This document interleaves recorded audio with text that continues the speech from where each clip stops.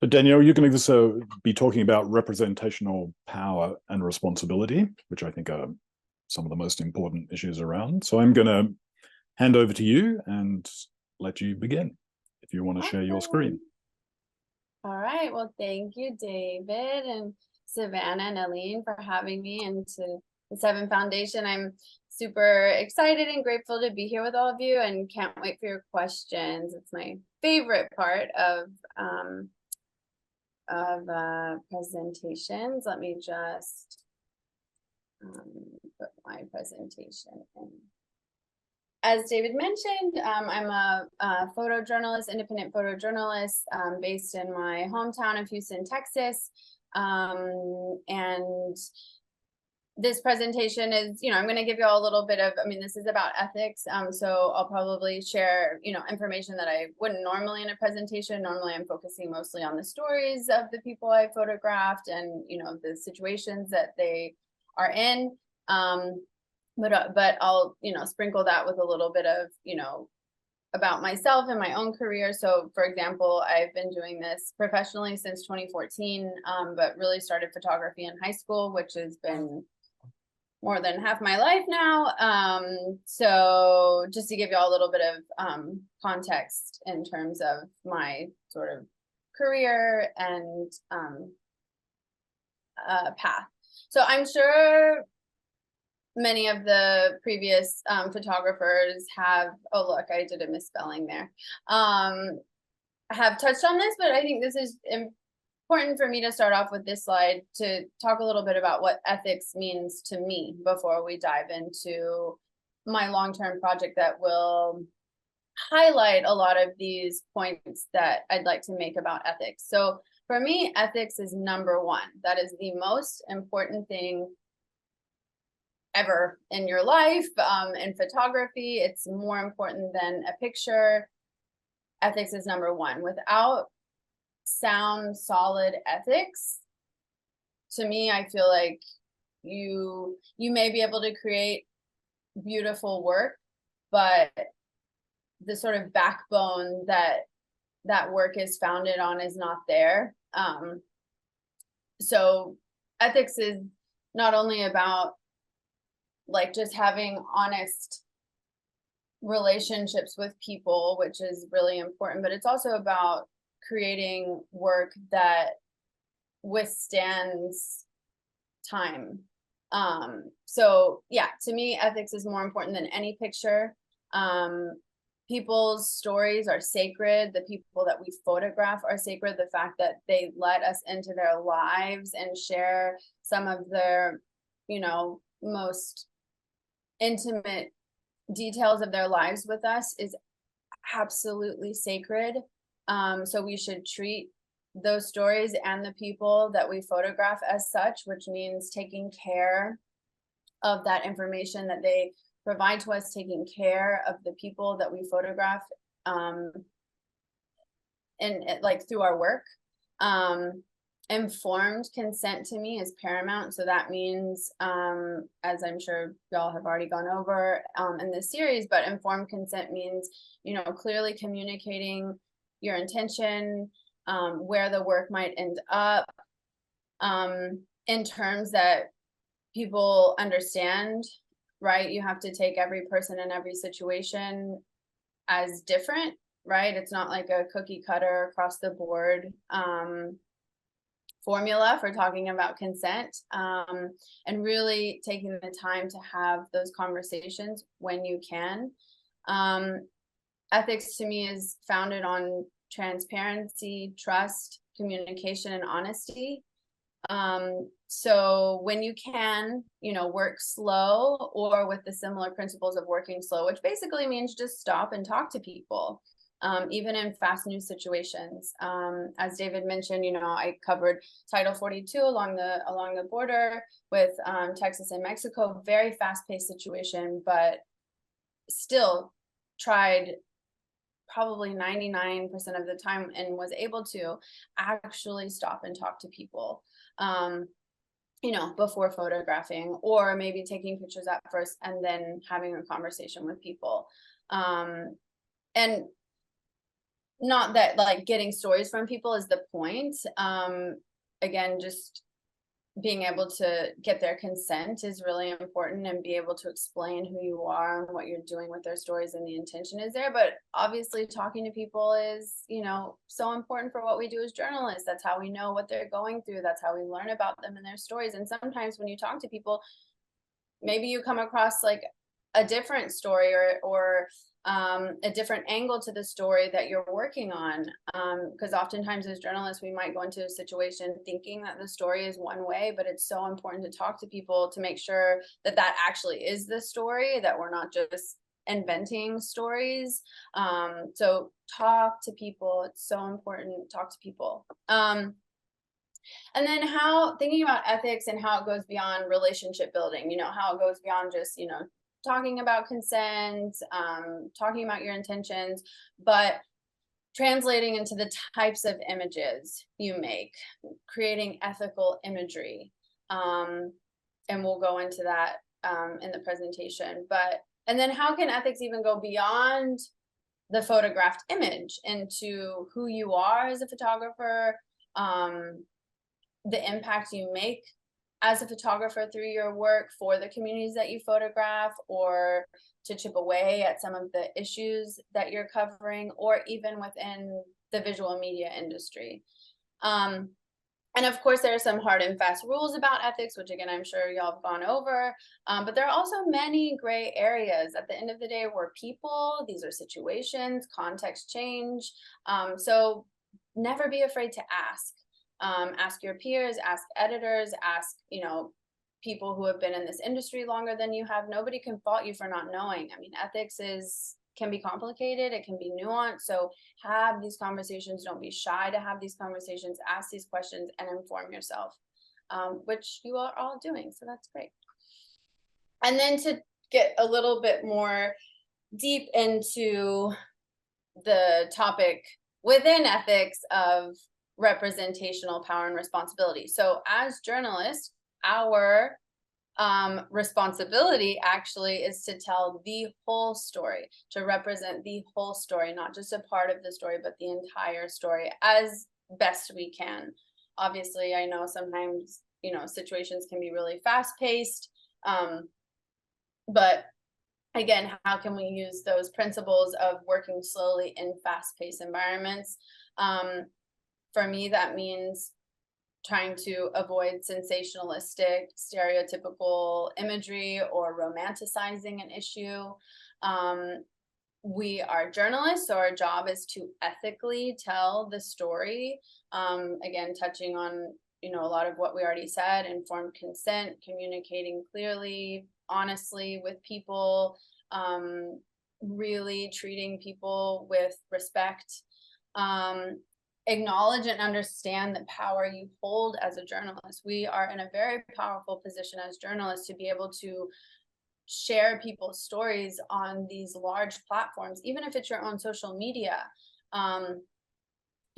where lots of people are going to see your work. And there are power dynamics there, of course, between yourself as a journalist and the people you photograph. So you have to be aware of those, because it does make a difference, especially in terms of, seeking consent from people. You have to understand, that you hold that the power is different, and taking that into consideration with people is really important. For example, never manipulating people to say yes, which means providing all of the information about what your intentions are, where the images might end up. And even sometimes, like, you can pick up on silent cues of discomfort, you know, maybe people are like, okay. And, you know, for me, I'm like, and I'll even say sometimes, hey, a lot of the time actually, hey, it's okay. This is not obligatory. You do not have to do this. You don't have to talk to me.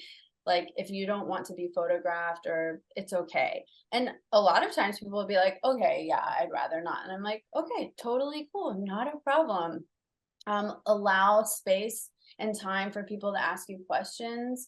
And people have the right to change their mind. You know, a lot of times, well, not a lot of times actually, but, you know, in some cases, people might say yes at first, and maybe then they change their mind.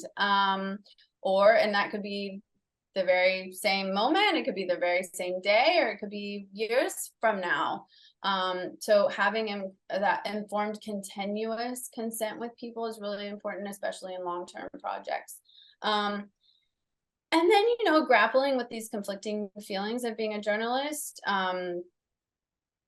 the fact that we create images of people in order to try to ethically represent their lives and their stories to raise awareness about a certain issue, and then we get compensated for that to make a living as a journalist. That can feel really confusing and really difficult. And for me, the way that I have sort of dealt with those conflicting feelings is reminding myself that I am a photojournalist. The tool that I have is a camera. And my intention as a photojournalist is to try to raise awareness of these issues in the hopes that people are educated and then use that education to make choices. And so that's sort of how I negotiate those internal conflicts within myself, when I oftentimes feel very powerless as a photographer to actually make, you know, impact in someone's life in a very real way, in a more direct way. Say, for example, you know, just being able to more directly help someone or support someone, you know, is unethical as photojournalist. So I try to remind myself that my tool is a camera. I'm not an activist. I'm not an immigration lawyer. I'm not a doctor. I'm not, you know, I am a photographer, and this is the tool that I chose. And sometimes it may fall short, maybe a lot of times, but the intention is to try to make impact through the work that I'm doing as a photographer. And then often, and I'll talk about this in my presentation, which I'm about to get into, aim for impact through photography and your work as a photographer. So wherever possible, whenever possible, you know, try to think of ways that your photography can go even further beyond just a published image, through, you know, social impact initiatives or collaborating with other people outside of the photography industry, but who are working on the same issue that you are. And my presentation will highlight that point. So without further ado, we will actually look at some pictures now. I just want to give a warning that some of the themes and content I discuss will touch on violence, sexual assault, discrimination. So just want to give a warning about that. So for the past 10 years, I have, well, let me just stop for a second. So I'm going to be showing this long-term project that I think that highlights a lot of these points I want to make around ethics. So for more than 10 years now, I've been photographing communities of trans women throughout Latin America. I started in Argentina, then continued in Peru, and then focused on Central America, Mexico, and now the United States. And this chapter of that work is called A Light Inside, and is photographing communities of trans women in Lima, Peru, where I lived for about 3 years.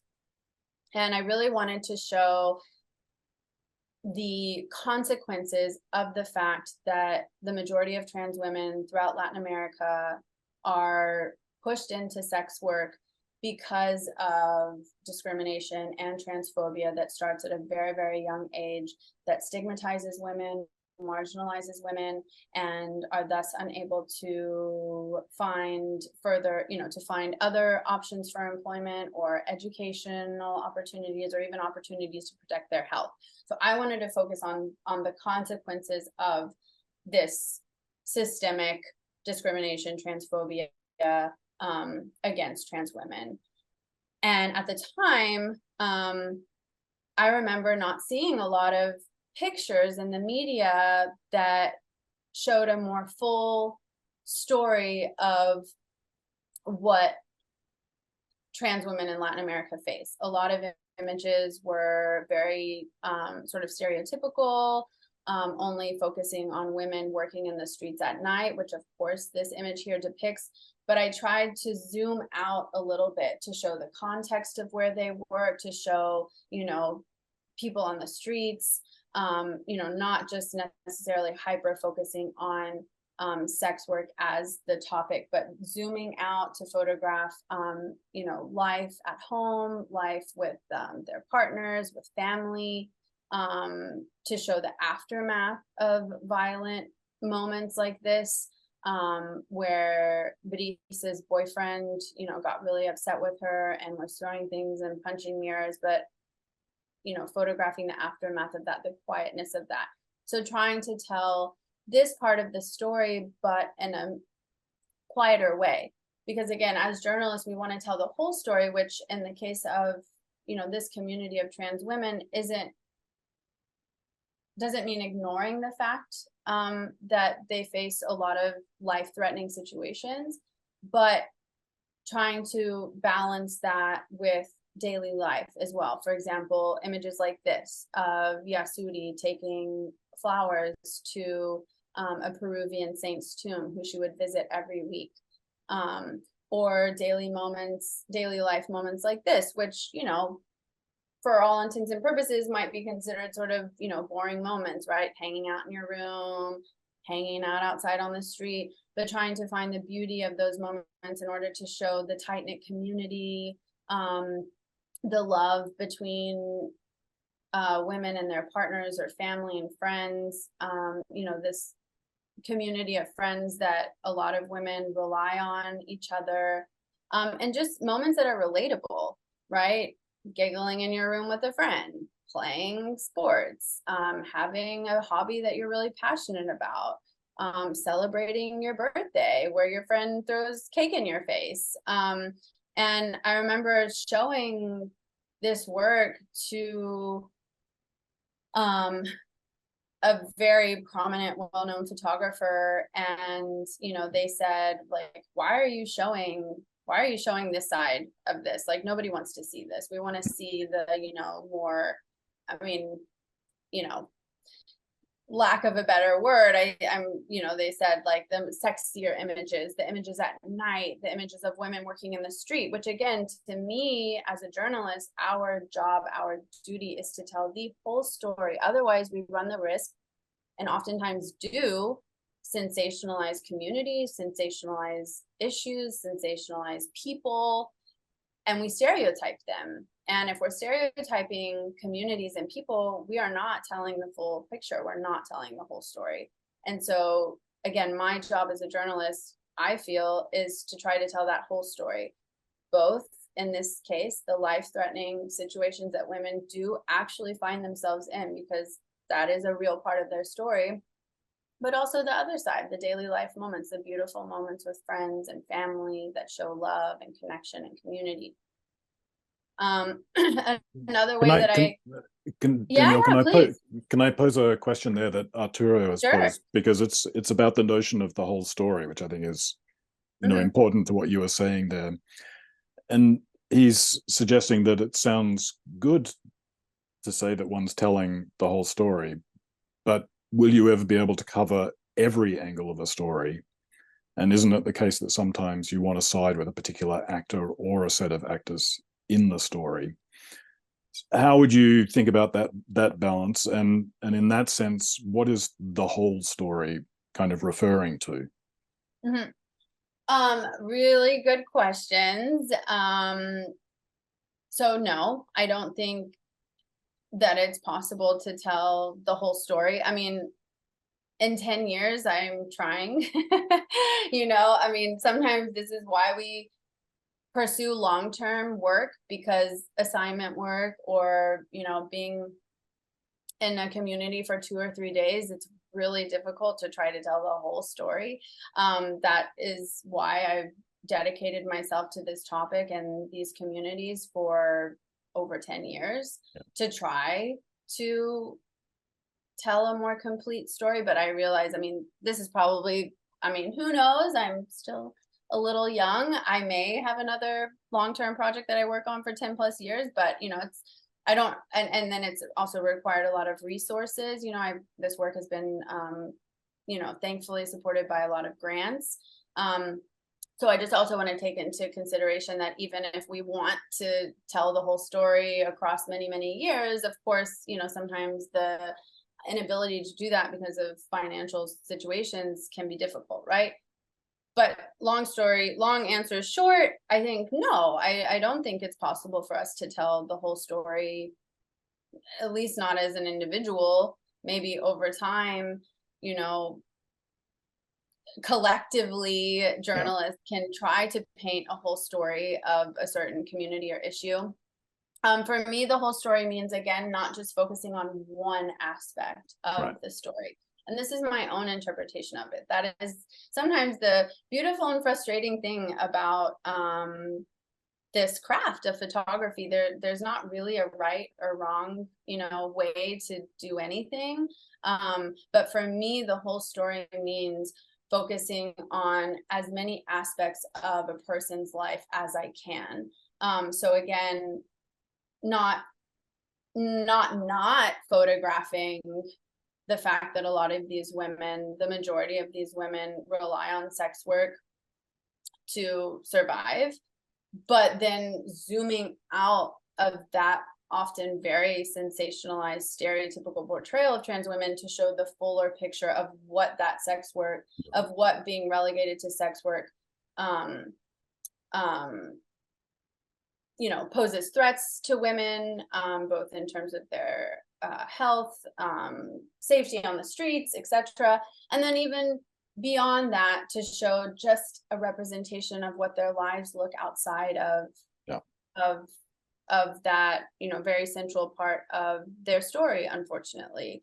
And so it means for me, not just focusing on one aspect of someone's story, but zooming out to paint a more full, nuanced picture of someone's life.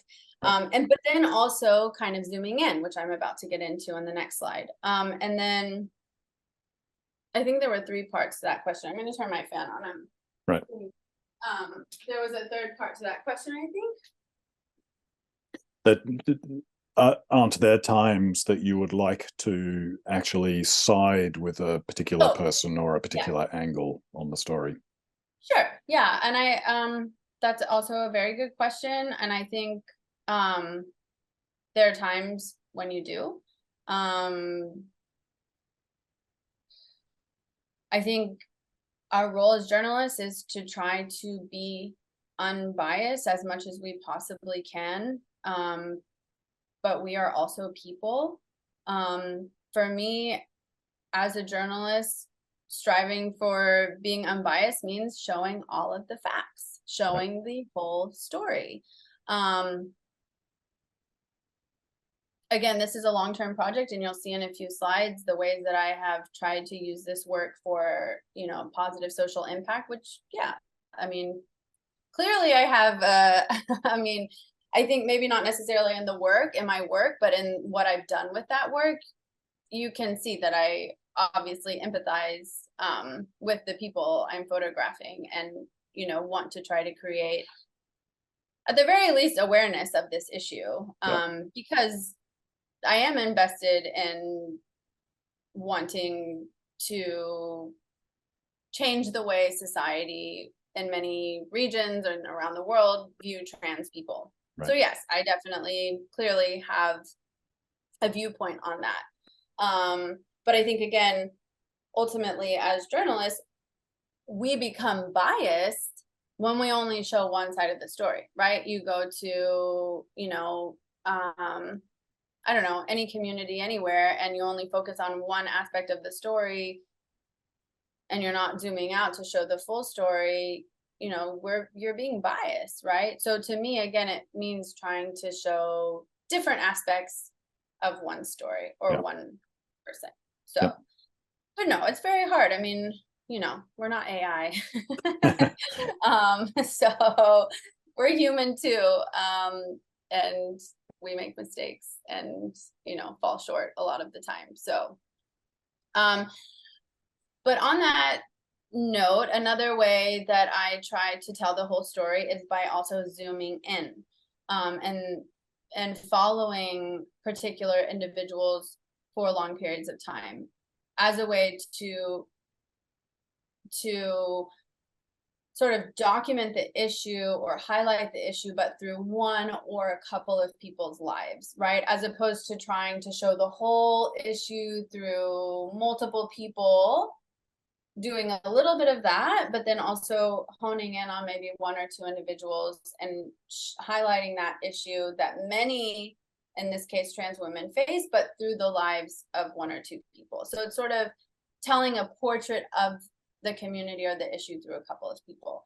And so one way I've done that in A Light Inside was photographing Tamara. She was actually the first trans woman I really started to intimately photograph. And by intimate, I mean, photographing her across 3 years often, just going and hanging out. And I want to also mention for this chapter in particular, A Light Inside, it was really, I think, my first long-term project. I mean, this has become a 10-year, long project, but A Light Inside, this chapter was my first, really staying committed to a community and a place for a, long period of time, which was about 4 years, 2013 to 2017. And for the first few months, I didn't even take pictures. And I didn't even take photographs, and really would just hang out. Obviously, always had my camera with me. I was always very transparent about who I was and what my intentions were, but I didn't just immediately jump in and start, photographing people. I really took my time to try to understand the situation, to become comfortable with the context in the community, and allow people to be comfortable with me. So having conversations with people, talking with people, before really picking up my camera and, starting to photograph people. But Tamara was the first trans woman I really started to photograph in Lima. And then from there, I met, a lot of trans women live in the same buildings together. And so I met her friends and and then it just kind of came from there. But Tamara was someone who I continuously photographed over the 4 years that I worked on this chapter of my long-term project. Again, not shying away from moments like this that show the reality of what Tamara and many women like her face. She was injured by a client who threw a glass at her face because he wanted to have unprotected sex and she did not, so they got into an argument. But then pairing images like that with images like this, this sort of unexpected, right? Unexpected moment that sort of challenges our conceptions around people or places or communities, right? I mean, Tamara she was working, but she took a break and walked to the corner store with her neighbor's little girl, Rosalinda. And then you see the police in the background. So it's like this moment where we don't forget the context of what the story is about, but this very tender, sweet, unexpected moment that really challenges our perceptions of people or what we expect to see. Again, moments like this, right? Just enjoying a meal, hanging out, laughing with friends and family. Again, challenging our our like ideas of what we think a community might look like. But again, not shying away from, you know, another aspect of of Tamara's reality, and many women, you know, in this community's reality, which is that many do use drugs as a way to deal with the very challenging life and cards that, you know, they've been dealt because of transphobia and discrimination. And then again, trying to photograph quiet moments that tell the story, but in a less obvious way. You know, like just focusing on details of people's lives that tell a story about them without necessarily having to see it, right? I mean, Tamara was an extremely faithful person, and these were like her prized possessions, her prayer cards. And anytime she moved, and she moved a lot because of housing instability and discrimination within housing instability, within housing, she would, you know, very carefully pack all of these with her and very carefully, you know, arrange them in her room. So trying to tell a story of someone through these quieter moments as well. But then again, showing images like this that maybe we might expect to see, but when shown with images that tell, again, the full picture, it gives them more balanced and nuanced and accurate portrayal of women in their lives. So Tamara, it was towards the end of knowing each other that, you know, she told me that, well, first of all, she, you know, was like, I want to tell you something, but I don't want you to judge me. And I, you know, her friend who she had introduced me to had just died of AIDS. And it was like one evening, and she was texting me and said, you know, I really want to tell you something, but I'm afraid to.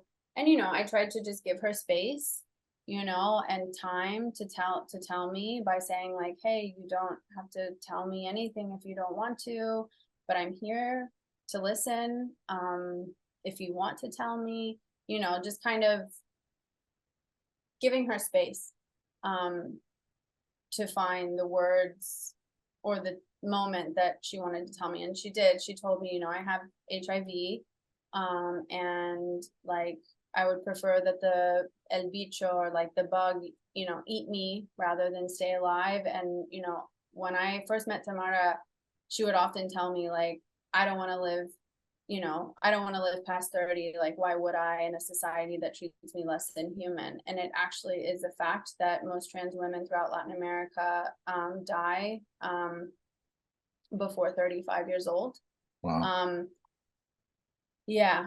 And I think it's gone up to like, no, I'm sorry, the homicide statistic has changed slightly. It used to be that Latin America led the world in trans homicides at 80%, and now it's like almost 80. It's gone down a little bit to like 78.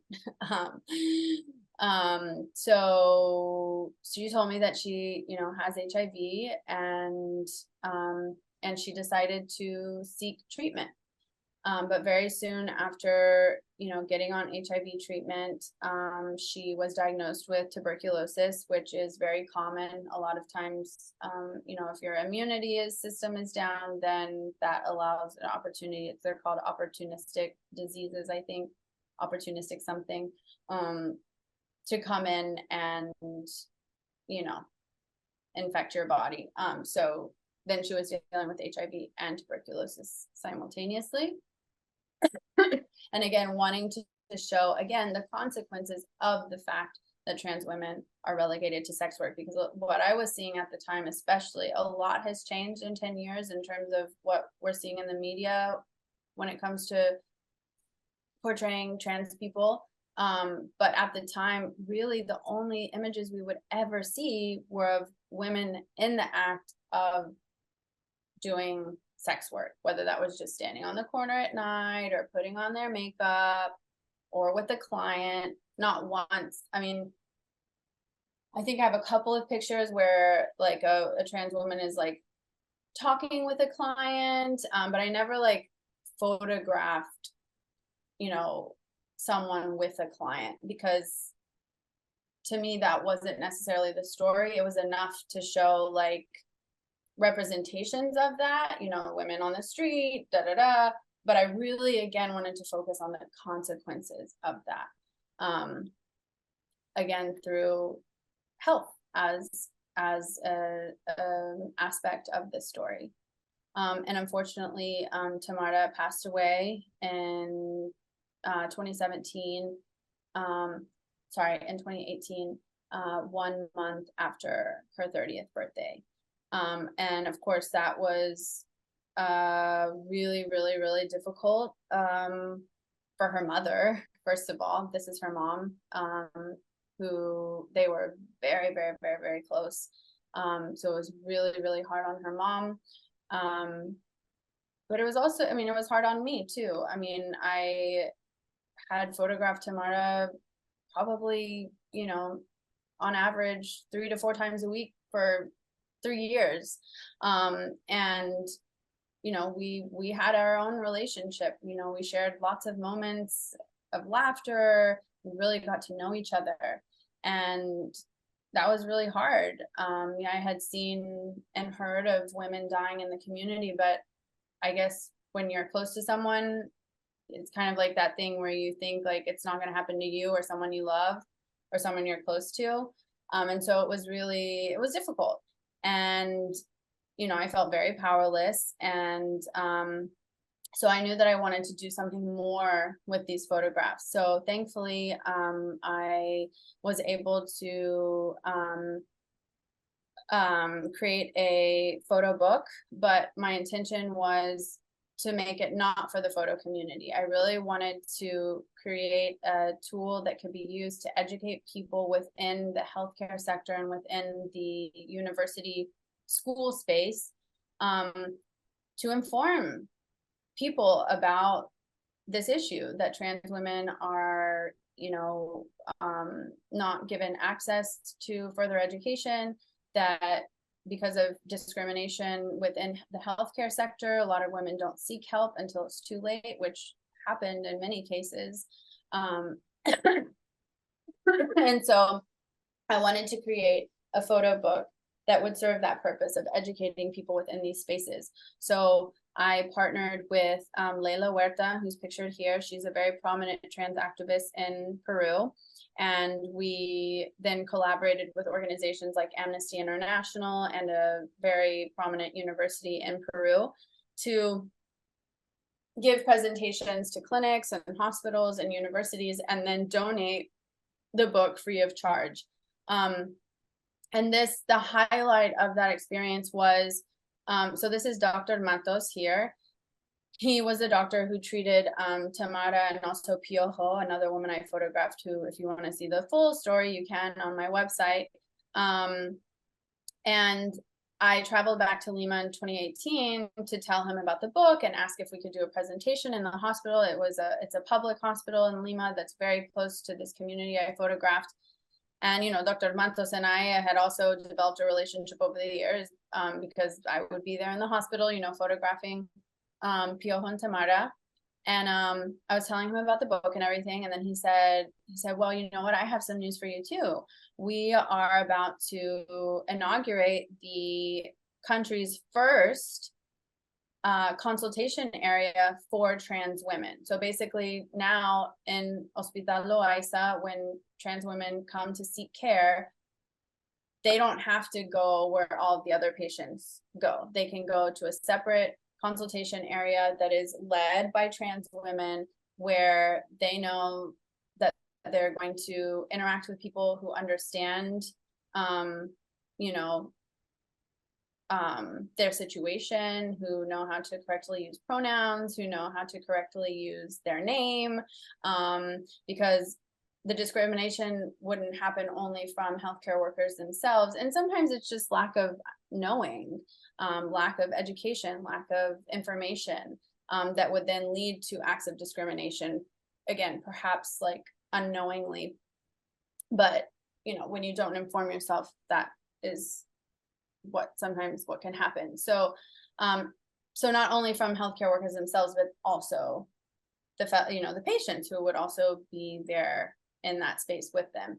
So very big deal, very positive step in you know, helping and supporting trans women get the help that they need and with their own health. And I believe to date it's still the only consultation area for trans women in Peru, which, you know, on a political and you know, is still a very conservative country. I mean, so is the United States politically, especially at this moment, with lots of legislation against trans people. And I was just like, wow. I mean, I was like speechless. I was like, wow, that's so amazing. Like, thank you so much. Like, and it was a bittersweet moment because at that point, Piojo and Tamara had passed away, and this was the hospital where they had received care. So it was a little bittersweet. And he looked at me and he said, no, thank you. Like, had you not been here photographing, I would have never known that this issue existed in my backyard, because again, the hospital is very close to this community. Which of course like feels like kind of weird as a photographer, because you're like, it's not me, like, you know, but that meant a lot. And it really showed me that photography has a lot of power even beyond just the published image, right? It's the relationships that you have with people. It's informing people through the work that you do of certain issues, because yeah, okay, he's a doctor. He probably should have known about this issue, but for whatever reason he didn't. But through my work as a photographer and, you know, with Tamara and Piojo, who were open to me photographing them and following them in their lives, you know, he was able to become informed about this issue and then actually cared to do something about it. So that was really cool to see that. And it's still, you know, I haven't been able to go back to Peru since the pandemic, but you know, every time I go, I visit the hospital, and it's like really cool. You know, like I said, trans women lead the space, and yeah, it's just very cool. And I just really quickly before moving on, David, how are we on time? How much time do I have? I've got quite a few questions that people want to Okay. ask, so that's going to take us about 10 minutes. So if you've got a couple more minutes, that'd be great. Yeah, I'm just going to very quickly, please someone ask me about, this was the first long-term project I did. And so navigating those conflicting feelings of I'm just a photographer was really difficult, but I got through it. So, and kind of touched on in the beginning. So if anyone has a question about that, I'd love to talk about that more, but very quickly, I'm just going to end on Abre Camino, which is the project I'm working on now, or the chapter of this long-term project I'm working on now. And this looks at the push and pull factors compelling trans women in Central America to migrate north towards Mexico and the United States. And very similarly, you know, facing situations, you know, of the women that I photographed in Peru, but with the added layer of violence from gangs in Central America. And again, you know, photographing the lives of, in this project Abre Camino, Alexa, who's photographed here, who's pictured here, as well as Catalea, whose migration journey I followed all the way from San Pedro Sula, Honduras, to the Guatemalan Mexico border in Tapachula, to the northern Mexico-Texas border in Tijuana, and now I still continue to photograph Catalea and Alexa in the United States. I want to stop on this slide because so Catalea, let me go back. Again, it's kind of interesting talking about this work and not necessarily focusing on the stories themselves. But so Catalea fled Honduras because of transphobia from her brother and, you know, the gang members in her community, similar to Alexa. But she finally made it to Tijuana on the Mexico, California border. And she got this number on a tiny, tiny little piece of paper. And that was part of the metering process at the time, where people sort of waited in Mexico to be called to the border to present their asylum case and cross into the United States. Present their case. It's a whole nother thing once you get here. But to seek asylum, to say, I am here to seek asylum in the United States because of XXX issue. So she got this number on a tiny little piece of paper in September of 2019. And she was waiting to be called. It was very like soon that she would be called in around, early 2020, but then the pandemic hit. And when the pandemic hit through Title 42, the Trump administration, and then was continued through the Biden administration, closed the borders indefinitely and did not allow migrants the opportunity to seek asylum at the border. And so Catalea was stuck in Mexico, and all of the issues that she had been dealing with already, unstable housing, really, really, really tough economic situations, just exploded, exacerbated because of the fact that she was now stuck in Mexico and she had to wait there indefinitely, and she had no idea when she would be able to cross into the US. And so she really, even in her own words, she said, overnight, everything went downhill. And I saw a visible difference in Catalea's outlook on life. Catalea is a very strong person, very positive, no matter what situation she finds herself in. She, is a very faithful person, and she, kind of keeps a smile on her face. But this period was very difficult for her and very dark for her. She would often say, like, what, I just feel like I should go back to Honduras. This is so hard. But then in the next breath, she said, but if I go back to Honduras, I'm a dead woman. My brother won't rest until he sees me in a casket. And so she was in a really, really difficult place. And there were moments and times where she didn't want to talk about it. And she didn't, she would withdraw. And, I had to give her that space. Obviously this was a really important part of her story to tell, right? What migrants go through when they're forced to wait in Mexico, or when they're faced with circumstances like this. It was a really important part to try to portray, but she wasn't ready. And I had to respect that and honor that and be okay with it, whether she decided in the end to allow me to photograph her or not. So I gave her that space and that time, and eventually, she was ready for me to photograph her in this part of her story.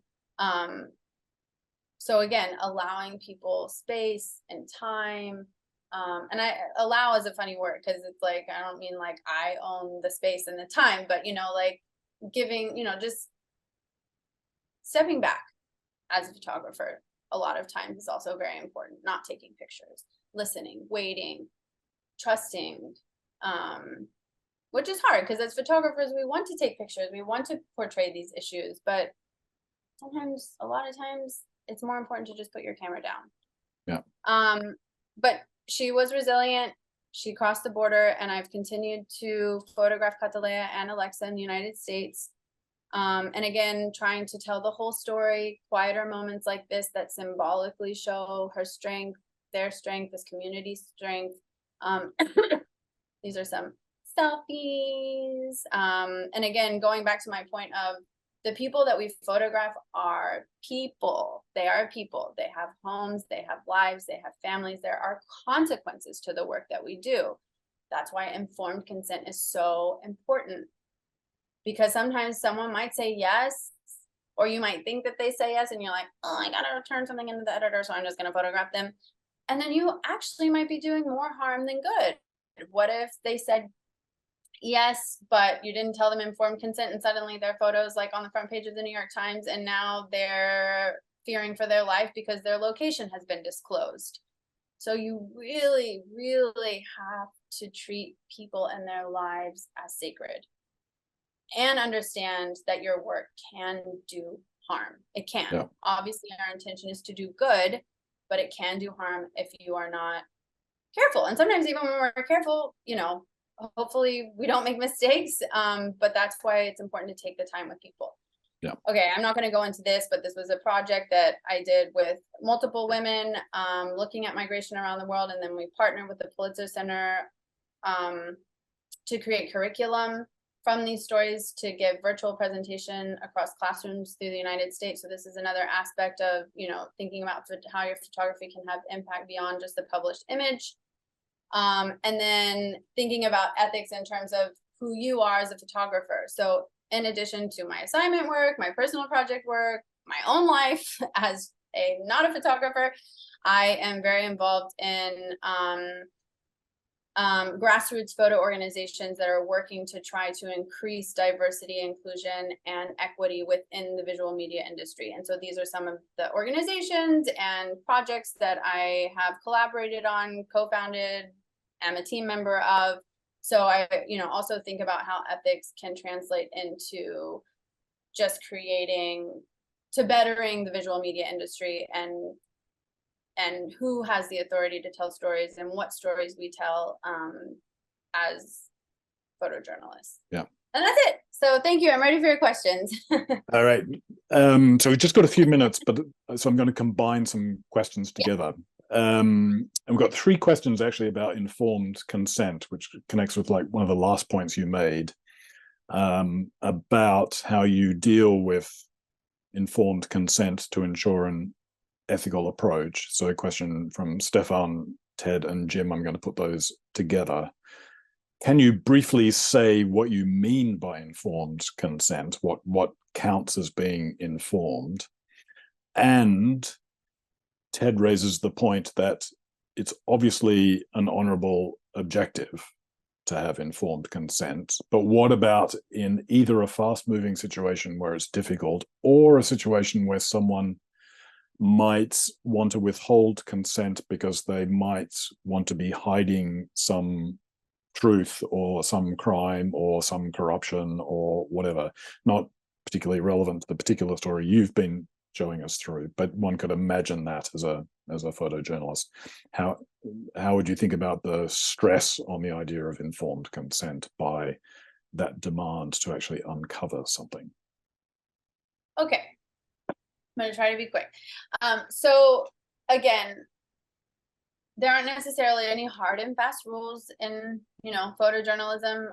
I'm talking about my practice as a photojournalist and what feels right to me as a photojournalist. So for me, informed consent means as much as humanly possible, stopping and talking to people and saying, hey, I'm just going to use an example. Hey, I'm a photographer. And I often say I'm an independent, you know, photographer. And right now I'm working on a story for X Publication, which is a, you know, newspaper, both in print and online in the United States, but also has audiences all around the world. And we're doing a story about X topic.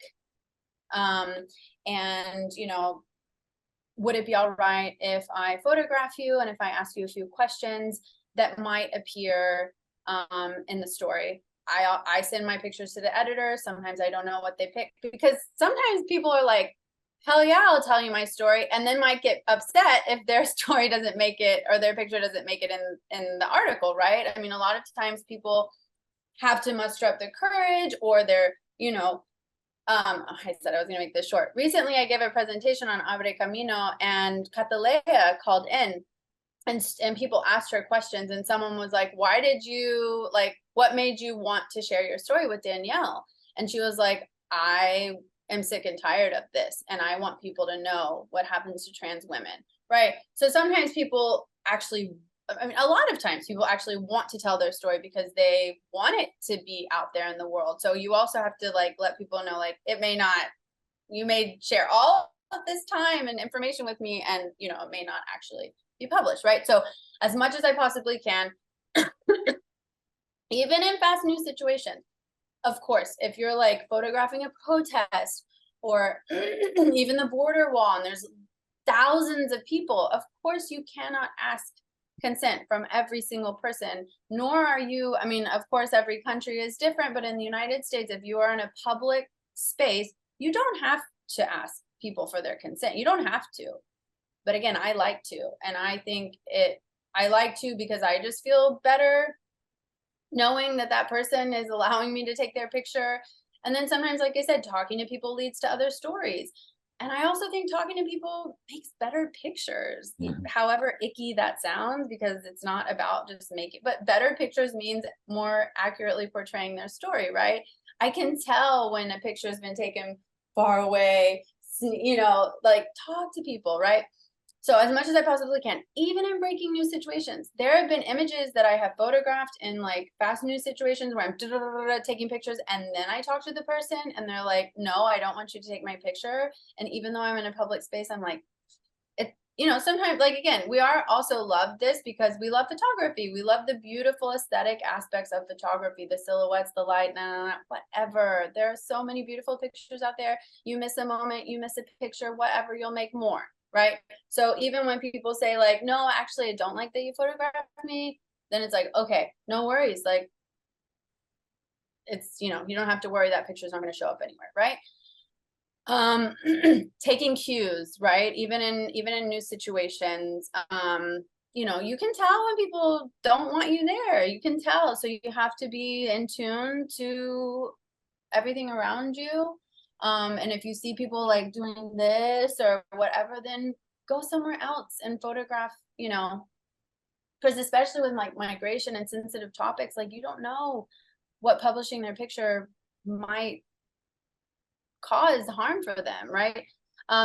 For people who like are trying to hide something, et cetera, I mean, again, no hard or fast rule, but typically, like if you are a public figure, like a politician or an actor or a county judge, or, you know, if you are already a public figure, in some situations, I have been in a situation where a politician is like, please don't photograph me.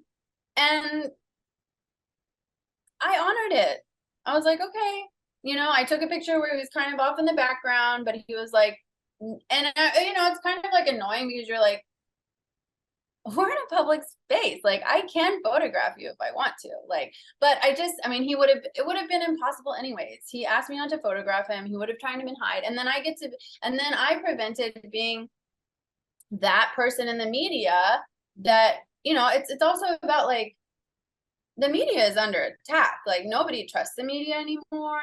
You know, we're labeled as fake news. And I feel like that also comes from the relationships you build with people when you are photographing them. So I honored that. And maybe he was like, wow, I guess not all, you know, like maybe I changed a little bit inside of him of how he portrays the media. Right. So yeah, so that's how I would answer that question. Right. But just one last thing. In long-term projects, I continuously have conversations with people, right? If a picture is about to be published on, you know, Instagram or whatever, I try to just continuously check in with people, especially if you are continuing a long-term project in your, yeah. Super. Okay. We're going to have to bring it to an end there. I know that there are a number of questions which I've made copies of that actually, Danielle, I'm going to give you, and Okay. we can deal with those directly as well. But we need to let you move to the workshop. And so I just want to thank everyone in the audience for coming. Danielle, you provoked some great questions, great discussion, and thank you very much. So we will have our third public events next week at roughly this time. And now we'll let you get on to the workshop itself. But Danielle, thank you. Awesome. Thank you too. Alrighty. Bye.